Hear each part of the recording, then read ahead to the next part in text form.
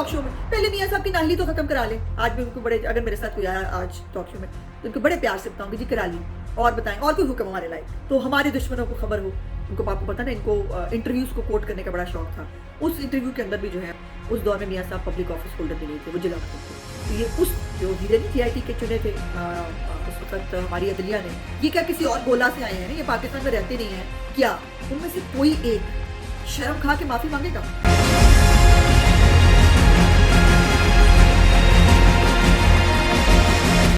بسم اللہ الرحمن الرحیم. السلام علیکم. ٹوڈے ود عظمہ بخاری کے آج کے ولاگ کے ساتھ میں حاضر خدمت ہوں, اور آج ہی بلکہ پاکستان کی تاریخ کی, بلکہ مسلم لیگ نون کے کارکنوں کی زندگی کی, بلکہ پاکستان کی سیاست کی سب سے بڑی خبر یہ ہے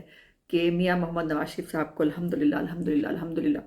العزیزیہ ریفرنس کے اندر بھی باعزت بری کر دیا گیا ہے, اور ان کا یہ فیصلہ میرٹ کے اوپر آیا ہے. کوئی فیور, کوئی جسٹیفیکیشن میاں صاحب اپنے کیس میں لے سکتے تھے, جو ایک حق ہوتا ہے ایک ملزم کا کہ وہ اپنے حق میں جو بھی گواہی وہ بہتر سمجھے وہ اس کے بارے میں وہ لے سکتا ہے. لیکن انہوں نے ایسی کوئی گواہی جو ہے وہ لینے کی کوشش نہیں کی, جس میں خاص طور پر جج ارشد ملک کی وہ اعتراف جرم والی ویڈیو, جس کے اندر اس نے اس بات کا اقرار کیا تھا کہ اس سے یہ فیصلہ جو ہے وہ زبردستی لیا گیا. میاں صاحب کے اوپر کوئی کرپشن کا الزام نہیں تھا, لیکن اور وہ اس کے اوپر بہت ندامت محسوس کرتے ہیں. اس کو جو ہے بیس نہیں بنایا انہوں نے میرٹ کے اوپر, اس کے اوپر ان کو بریت ملی ہے. اور اس کے علاوہ آج کوئی ٹاپک نہ آپ کی جو ہے وہ اس میں ہو سکتا ہے, نہ میری زندگی میں کوئی اور ٹاپک ہے. سو اس کیس کے حوالے سے تھوڑی سی چیزیں ہیں جو آپ کے جو ہے وہ میں نے لے کے آنی ہے. العزیزیہ ریفرنس جو ہے وہ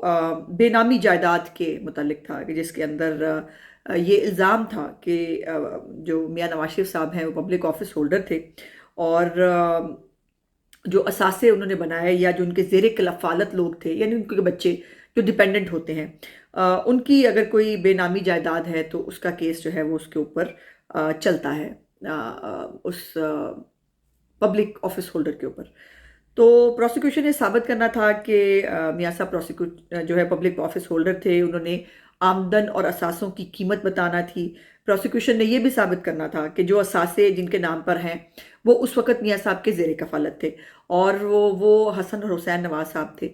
جن کے پورے اگر آپ ریکارڈ نکال کے دیکھیں, ان کی گواہیاں نکال کے دیکھیں, ان کو آپ کو پتہ نا ان کو انٹرویوز کو کوٹ کرنے کا بڑا شوق تھا. اس انٹرویو کے اندر بھی جو ہے وہ حسین اور حسن نواز دونوں نے کہا کہ ہمارے دادا نے ہمیں جو دیے پیسے, اس سے ہم نے جو ہے وہ ہل میٹل کمپنی, وہ میں آگے آپ کو ڈیٹیل میں بتاؤں گی کہ وہ کیا تھی, وہ بنائی. اور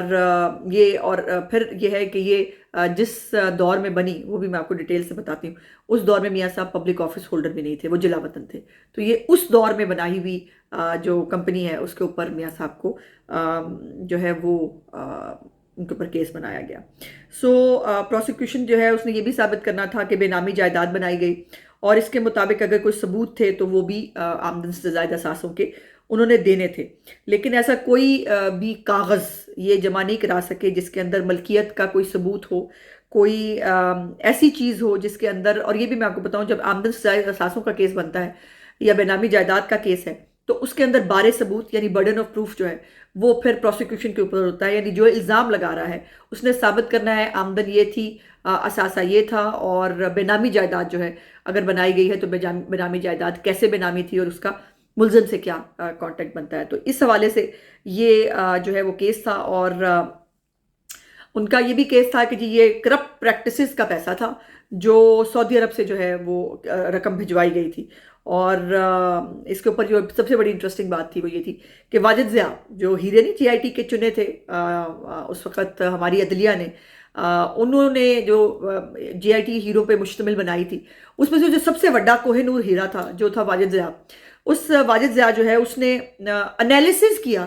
یہ نیب نے آج بتایا, انہوں نے انالیسز کیا کہ یہ میاں نواز شریف صاحب کا اثاثہ ہے, اور اسی انالیسز کے اوپر جو ہے یہ کیس دائر کر دیا گیا. آپ اندازہ لگائیے, ایک سرکاری ملازم جس کی باقاعدہ طور پر ڈوریاں ہلانے کے جو ہے وہ ثبوت موجود ہے. اور آج مجھے حیرت یہ ہے کہ بہت سارے لوگ جو ہیں وہ بہت سارے صحافیوں کو میں سن رہی ہوں,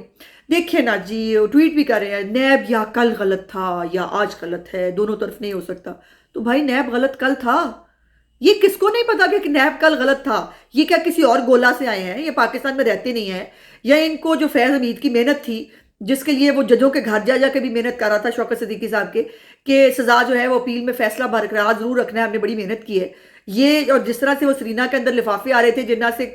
جو ہے وہ عدالت کے باہر سے جو ہے پرسرار آمدرفت ہوتی تھی، یہ سارے ان سب کے سامنے نہیں ہے پاکستان کے بچے کو پتا ہے۔ لیکن آج جو ہے وہ عمران خان کے درد اور محبت میں جو ہے وہ عمران خان کے ساتھ زیادتی ہو رہی ہے، کل کو یہ نہ ہو کہ ہم ان کیسز کے بارے میں بات کر رہے ہوں۔ یہ میں نے سنا 2-3 بڑے جو صحافی ہیں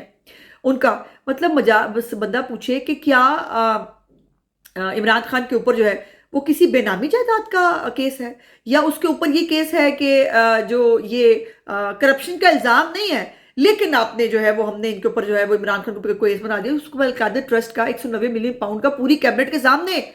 چوری چھپے اس کو وہ پاس کرنے کا کیس ہے۔ عمران خان کے اوپر جو ہے وہ ہیرے چرانے کا کیس ہے، توشہ خانہ کے جو تحفے ہیں وہ کوڑیوں کے بھاؤ خرید کر اس کو مارکیٹ میں بیچنے کا کیس ہے۔ چل کمال ہے، پھر سائفر سے کھیلنے کا کیس ہے، لیکن وہ اب میاں صاحب کے سیاسی انتقام پہ بنے ہوئے کیسز جو ہیں ان کے اوپر وہ اس کو عمران خان سے جو ہے وہ کر رہے ہیں۔ اور مزے کی بات یہ ہے کہ آج بھی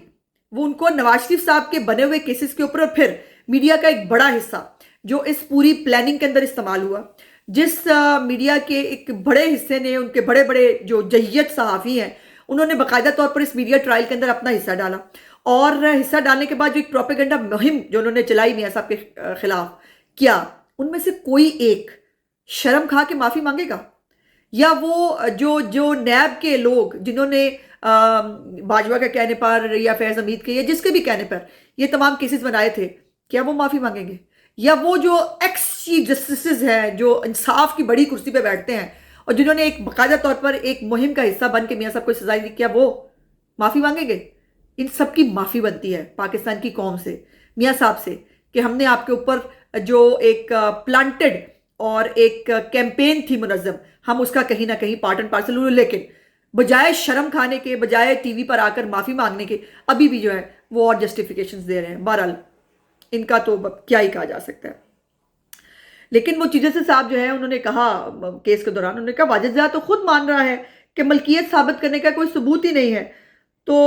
پھر پروسیکیوٹر صاحب نے کہا، انہوں نے کہا جی ساڈا کیس بس اتنا ہی ہے۔ واجد ضیاء صاحب کا جو انالیسز ہے نا وہی ہمارا پورا کیس تھا۔ مطلب سبحان اللہ کہیں آپ کہ اس ملک کے اندر 3 دفعہ کے الیکٹڈ پرائم منسٹر کو ایک سرکاری افسر کے انالیسز کے اوپر اس پہ کیس بنا دیا جاتا ہے، اور ان کو 11 سال کی سزا سنا دی جاتی ہے۔ لیکن جی جوسف صاحب نے کہا، انہوں نے کہا اس ڈاکیومنٹ سے تو کچھ بھی ثابت نہیں ہوتا، یہ تو مفروضے پر کبھی سزا نہیں ہوتی۔ ظاہر ہے یہ وہ چیزیں تھیں جو ان کے سامنے آئیں۔ آج پروسیڈنگ کے اندر جو ہے وہ میاں نواز شریف صاحب کی اپیل پر سماعت ہوئی، جیسے سامر فاروق اور گل حسن اورنگزیب صاحب جو ہیں انہوں نے 2 رکنی بینچ پر جو مشتمل بینچ ہے اس نے یہ فیصلہ سنایا، جو مختصر فیصلہ آیا ہے اسلام آباد ہائی کورٹ کی طرف سے۔ اس میں انہوں نے میاں صاحب کی سزا کے خلاف اپیل منظور کرتے ہوئے انہیں کیس میں بری کر دیا، اور اب الحمدللہ میاں صاحب کے اوپر کوئی کیس نہیں ہے، اور میاں صاحب پوری طرح اہل ہیں الیکشن لڑنے کے لیے بھی اور 4تھی دفعہ پرائم منسٹر بننے کے لیے بھی۔ تو ہمارے دشمنوں کو خبر ہو کہ اب میاں صاحب کو وہ بے شک پی ٹی آئی ہو یا وہ اپنی پیپل پارٹی، ان کو بھی وہ جب اب ہر ٹاک شو میں پہلے میاں صاحب کی نااہلی تو ختم کرا لیں۔ آج بھی ان کو بڑے، اگر میرے ساتھ کوئی آیا آج ٹاک شو میں تو ان کو بڑے پیار سے بتاؤں گی جی کرا لی، اور بتائیں اور کوئی حکم ہمارے لائق۔ یہ دیکھیں نا، میں آج خوشی بہت ہوں، اس لیے میں آج جو ہے وہ کسی کو کچھ نہیں کہوں گی۔ اچھا جی، اس کے بعد جو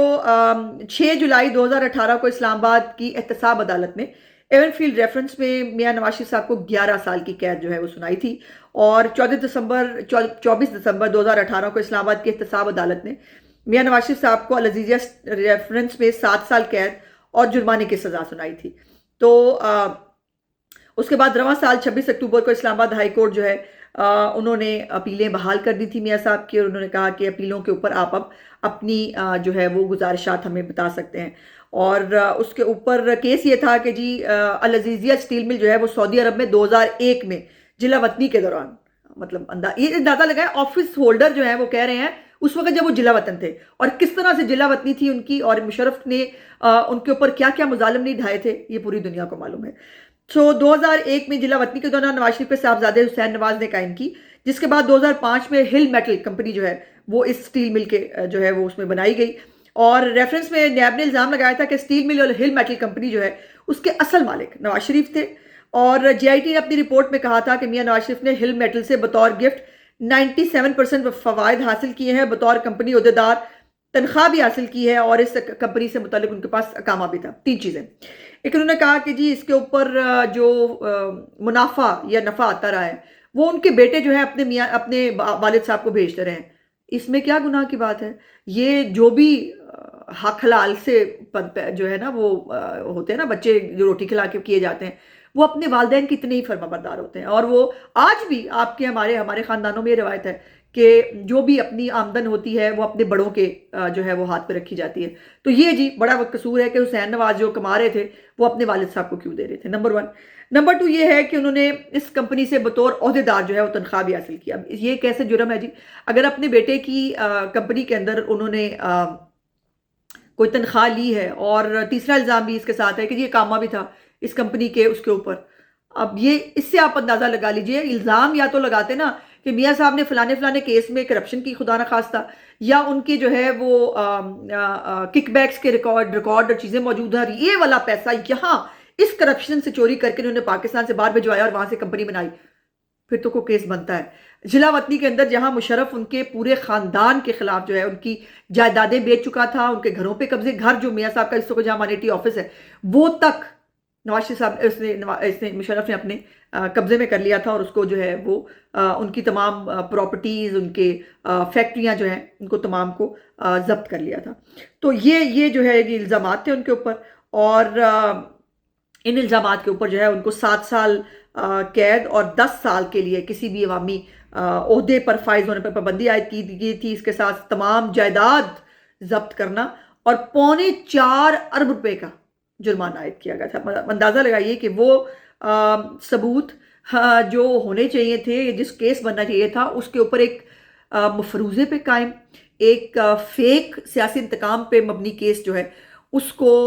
نہ صرف بنایا گیا، اس کا پروپیگنڈا کیا گیا، اس کے اوپر ایک پوری میڈیا کیمپین کی گئی، اور اس کے بعد میاں صاحب کو جو ہے وہ